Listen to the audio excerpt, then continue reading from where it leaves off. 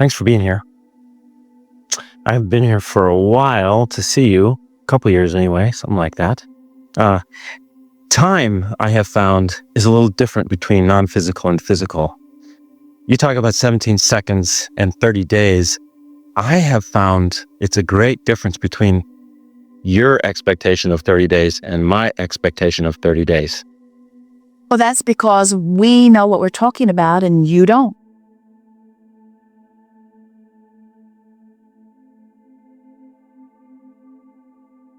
We're having fun with. We're not misunderstanding your linear time. In other words, we're not misunderstanding how long something takes. It is that it is our expectation for you to find that pure vibration. And so what you're really saying is, it's harder, Abraham, than I want it to be to get into the vibration of allowing. Because how long something takes is only as long as it takes for you to stop doing that thing you do that's not letting it happen. And so it can click into place instantaneously. And you have those experiences all the time. If it's not an issue, it happens instantaneously. And time isn't a factor at all. The only time that you are even considering time or wanting to talk about time is if there's something that for a long time you've been wanting and for a long time not allowing. And now time feels like a bigger factor. Oh, that's very true. It is. I've been working with this allowing thing for a lot of years with you. And it seems like, I try to allow and allow and allow and allow, realizing that is the most important work of my own. And, 17 seconds goes by and 34 seconds goes by and 30 days goes by and 60 days goes by. And it's like, why am I not allowing this thing that I want in?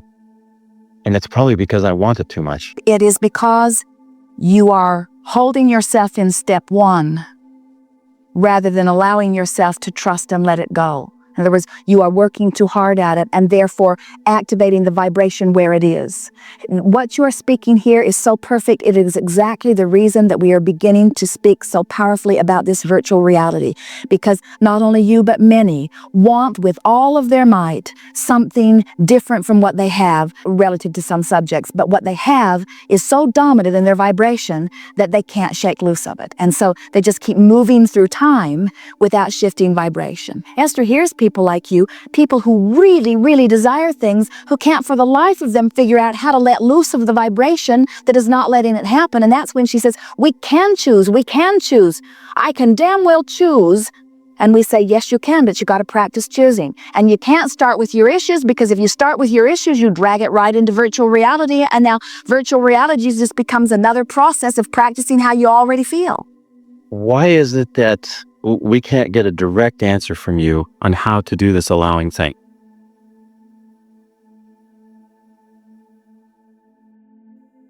Because words don't teach. It is life experience that teaches. And even though we've been giving you a direct answer, you're not hearing it. It isn't that we're not answering you. It's sort of like our friend who was talking about the drugs. It's like they're getting the answers, they just can't translate them back into anything that they can relate to. And so we can give you a direct answer. Think thoughts that feel good, and everything that you want will be yours now. And you say, everything I want's not coming yet. And we say, then you're not thinking only thoughts that feel good. You must be observing some of where you are.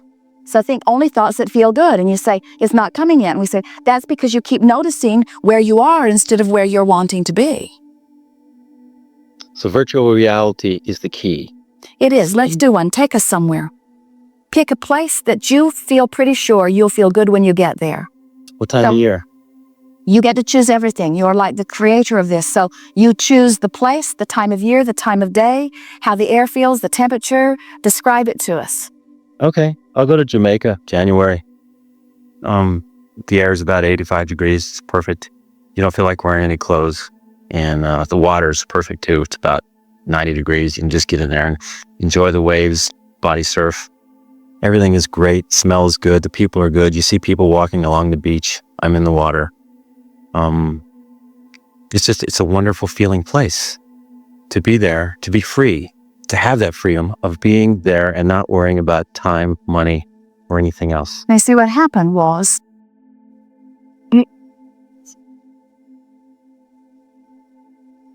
we must not have been direct enough in our answer. Okay.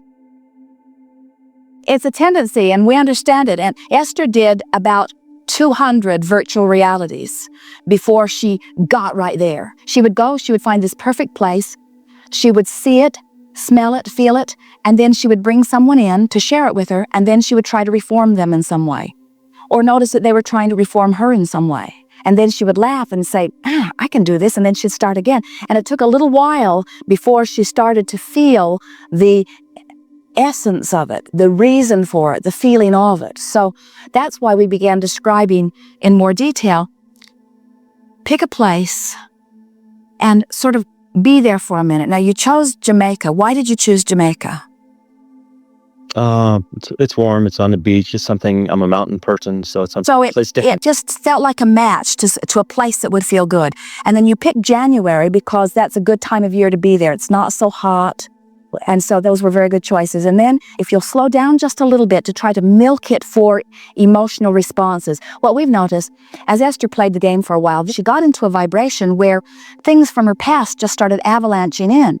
And she remembered going to Hawaii, and she remembered the first time she went there. Now, the second and third and fourth and fifth, they've gone every January for 21 years. This is the first year that they have not gone. So every January for over 20 years, Jerry and Esther have gone to Hawaii. But when she did her virtual reality, it was only the first one that came back to her, because it was the most poignant. It was the one that meant the most. It was the one where the expectation was the greatest. And so she went back, she remembered seeing the water from the airplane, and then she remembered getting out and walking down the stairway onto the pavement. At that time, it did not take her right into a building. So she could feel the air and smell the air. And it was different air than she had ever felt or smelled.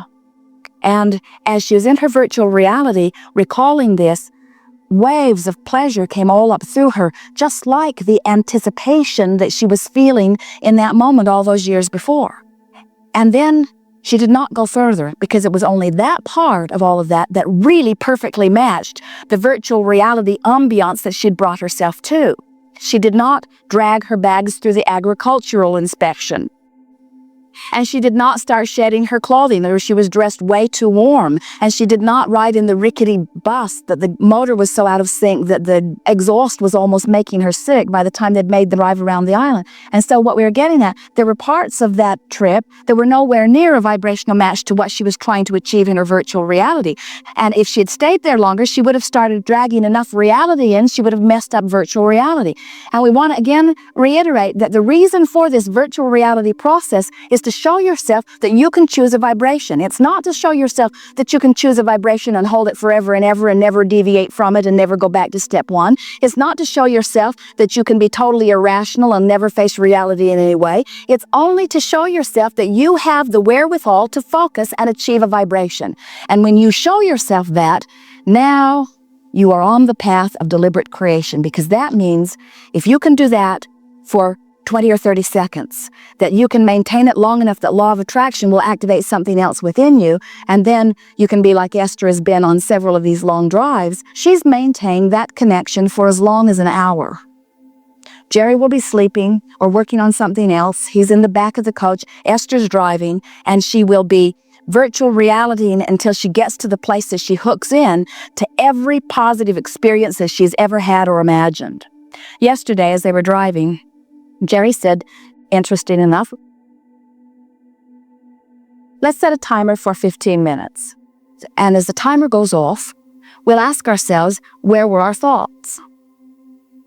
And then we'll take a few seconds to just breathe deeply and appreciate. And so Esther was driving. They drove from Sedona here. And as the timer would go off, Esther was in such bliss every time, because it was impossible not to feel good. They were on the open road.